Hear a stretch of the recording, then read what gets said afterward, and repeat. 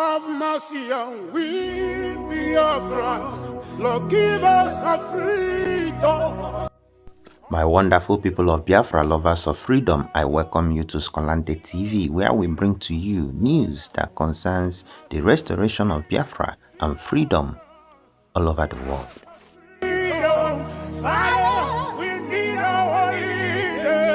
A Muslim man confirms that the agenda of the Fulanis is to Islamize Nigeria.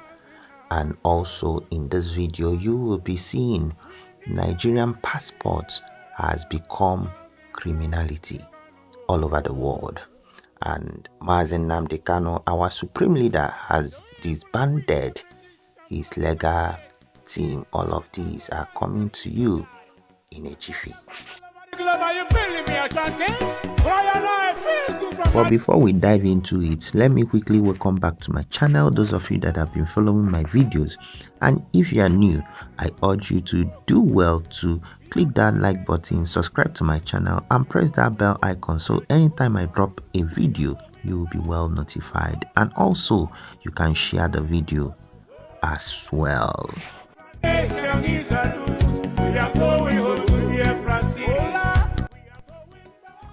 Okay, let me start from this Vanguard news that reported about our supreme leader, and it reads: after months of Supreme Court verdicts, Nnamdi Kanu disbands legal team.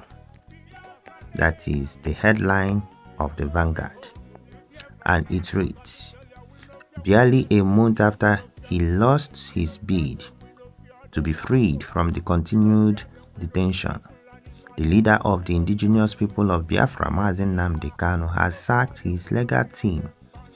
Vanguard lands on Thursday. A highly placed judicial source confirmed to Vanguard that the change of legal team was formally communicated to the legal team led by a senior advocate of Nigeria and a vocal legal luminary in Nigeria. It is true that shortly after the Supreme Court ruling, Nnamdi Ejimako and Nnemeka Ejiofor met with our leader, and he asked them to formally write the termination of the legal contracts and give it to the lead counsel. They have already done that, and the senior advocate of Nigeria has received a letter terminating the contract, the source said on Thursday, beg your pardon. In place of the former legal team leader, Nnamdi Kanu has approached another legal luminary from Cross River State to be holding brief for him. They met recently and had some discussions on how best to handle his legal matters going forward. But it is not clear if the former chief legal officer for Nigeria will agree to take up the brief, the source said. It was gathered that the detained IPOB leader disbanded his legal team on the notion that the team did not do enough to squash his case and free him from continuous incarceration.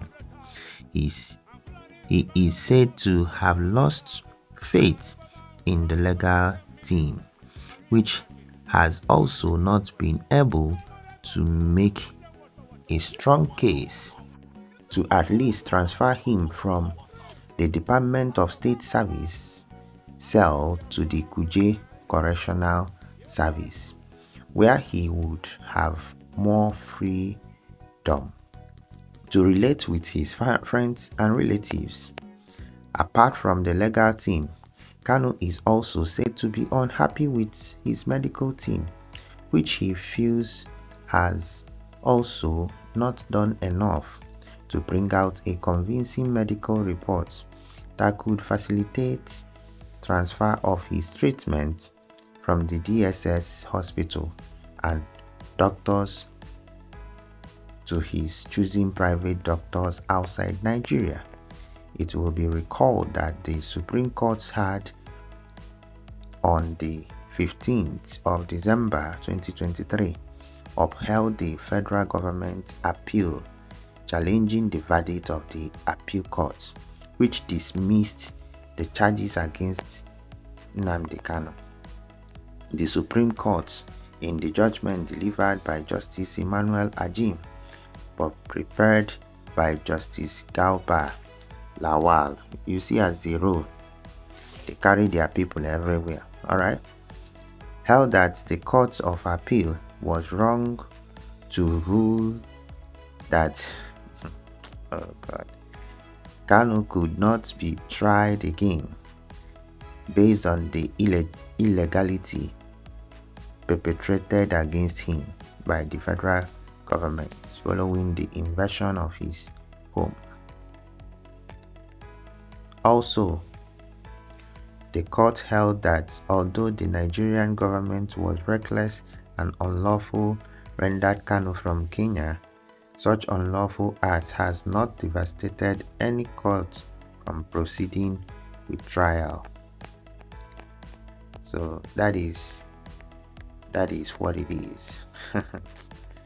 Zoo. This is why we say that zoo is zoo. So starting from all the things that happen, God knows how he works. Mazi Simon Ekpa had already said that Mazi Nnamdi Kanu has sacked these treacherous lawyers, all of them, and people thought he was joking. Only God knows how he knows all these things. And just few days, or should I say not up to a month now, everything has been opened, because prior to that or immediately after that court, Simon Ekpa said that they are fired. They even that court they went, was just a nonsense, So, but you can see, Mazi Nnamdi Kanu himself is actually saying they cannot even, quash the things that they were making out, that they will, quash this, that. They could not even transfer him from that place, that dungeon, to Kuje, and which he wanted so much. And the source actually came out from that court's premises. He entered inside, and he said from the conversation that he had from all the lawyers and from other people inside that court, the Mazi Nnamdi Kanu was so expectant that he will be transferred from that dungeon to Kuje from that day. But he was so dissatisfied when he heard that nothing happened. He felt so bad, and that's the essence of that disbandment that came. This thing has actually overdue. It's just that Mazi doesn't know much things that are happening, and they've been lying to him. But God knows how he communicates and all that. So to God be the glory that now these people are out, although we are not actually expecting anything coming from these, whether it's coming from the court or the lawyers. No, we are not expecting that. Our PM had already said that the activities of the Biafran people will be what will bring out MNK. So it's not about court, it's not about the lawyers, but it's good to remove an enemy from what we are doing, because Ejiofor has been an enemy. He was the person, that brought Mazi Nnamdi Kanu to Nigeria. So he brought him, and he has been, he is an enemy, so he can kill him. So it's good that he is living right now, so that another person will come. This another person is not coming to bring him out, right? We know that, but at least for his life to be safe. But our activities will bring him out very soon. So that's what I know. So we're excited about the news. So moving over to the next one. elements, religious, Islamic element in the Yoruba ethnic group, to use them to destabilize that mighty people who have built empires like Oyo and other places long before anything. But they are looking for some weak elements. Like Tinubu is a weak element. People think he's powerful, but he's a weak element in the Yoruba war. These are the weak elements they want to use to be able to push the Islamic agenda. People have been telling you that Islamic agenda is a lie. No, it's true. I can tell you that I was born a Muslim. My people have been Muslim since the 7th century. I'm a Madinga.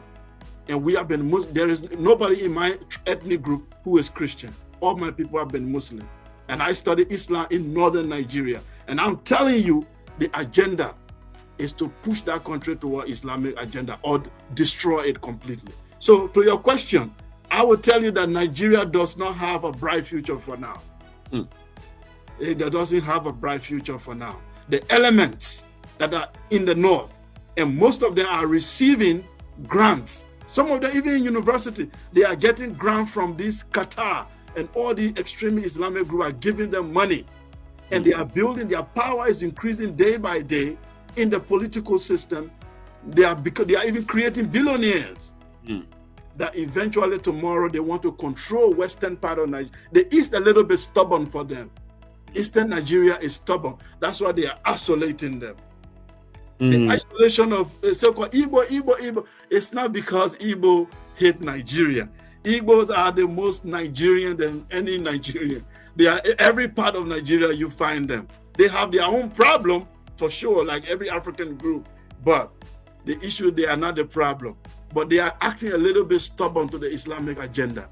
So they have to be isolated.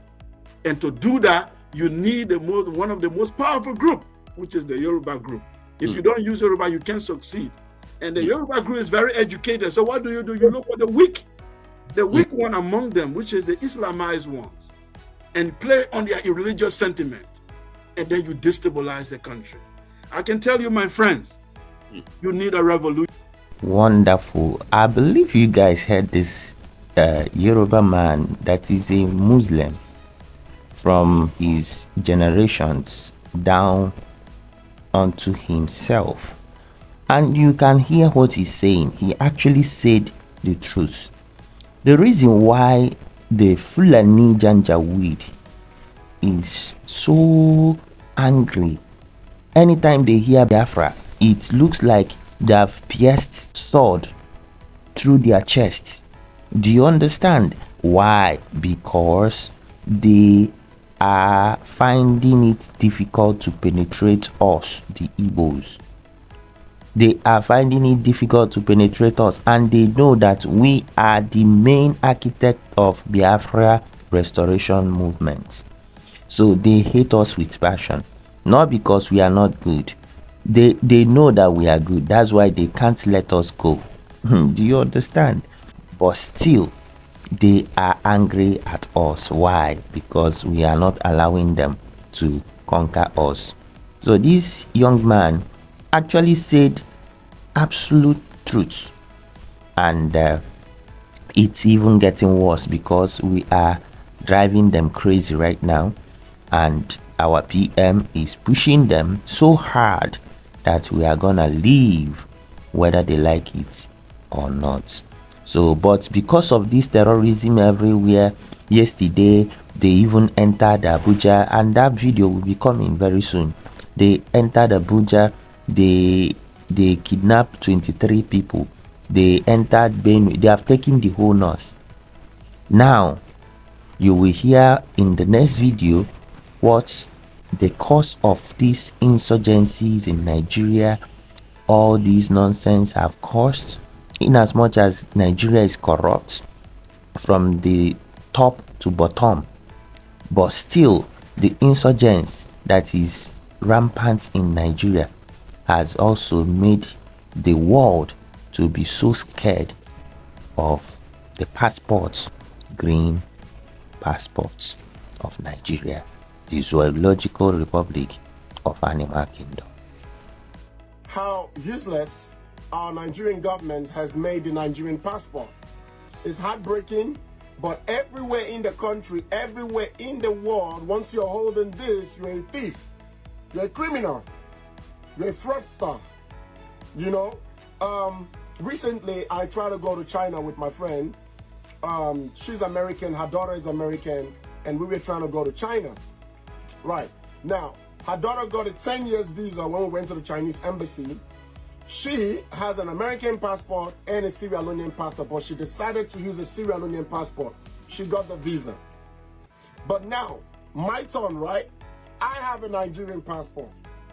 I repeat again, her daughter got a 10 years visa to go to China, 10 years. She used a Sierra Leonean passport and she got no question asked. And guess what? We are all going together. It was processed for all three of us. The hotel booking was for three of us. The flight was for three of us. The paperwork we did was for all three of us. So they asked us to show a bank statement. I told them, listen, I'm not in Nigeria. I cannot extract my bank statement right now. Can I show you cash? They said yes. I showed $15,000 in cash. But this is the problem here. Because I'm holding this right here. Because you hold a Nigerian passport, the next thing is you're a thief. They see you as a criminal.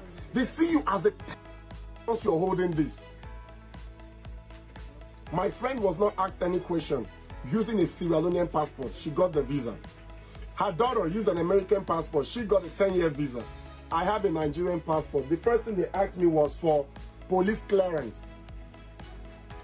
I had to go do police clearance just to travel to China. You know what the police clearance means? It means you are not a thief. You don't have criminal record. Literally. My people, I believe you guys have seen this. Okay, this is what the Zoological Republic of Animal Kingdom has deteriorated to. They have messed up to the point that their paper they called passport has not been recognized, as in is no longer recognized, and is not even recognized, has become a criminal offense.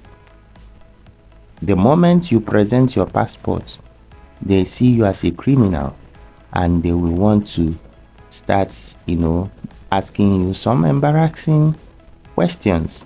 And that is what this young man just narrated to us. And this has been happening.